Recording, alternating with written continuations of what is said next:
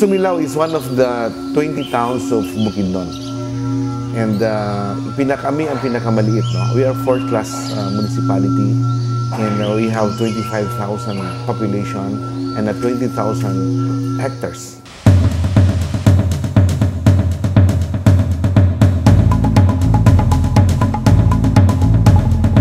Malaki ang pagmamahal natin sa bayan natin.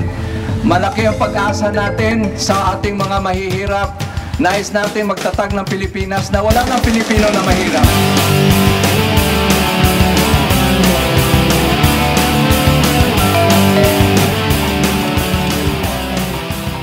Gusto ko ring tumulong sa mga tao dito. Lahat naman ng bagay posible pag nagtutulungan. Ang naakaroon din ng trabaho, wala ginay sweldo, sir. Bayanihan, ragyod. Walay kwarta gyud nga na-involved, nagbayad mo tinadlaw og tao, wala gyud.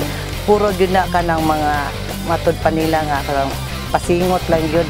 Maski pala tayo na walang-wala, pwede tayong magbigay ng tulong doon sa mas wala pa sa atin. So parang may fulfillment. Hindi lang pala yung the rich, no? Yung sobra, ang yaman, ang pwedeng tumulong. Pwede pala na ikaw wala din, magbigay doon din sa mas wala pa sa iyo. Mas malipay mag-observe sa publiko, makatabang ko sa akong isig katao. Ako nga istorya lang din sa Pilipinas natin. Salamat kayo sa inyong suporta sa mga katauhan diri sa Sumilao.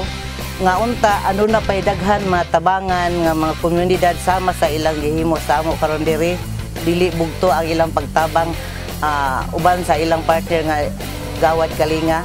We cannot ignore the fact na there is really a need na magtulungan tayo. We invite you to take on the challenge. You cannot just dream for yourselves. Kailangan we dream for everyone. Dapat walang iwanan. Darating ang panahon, sana within 3 years, nawala ng squatter dito sa Sumilao. Ang pag-asa wala na sa ibang bansa, nandito na sa Pilipinas. Lahat tayo aangat, sabay-sabay.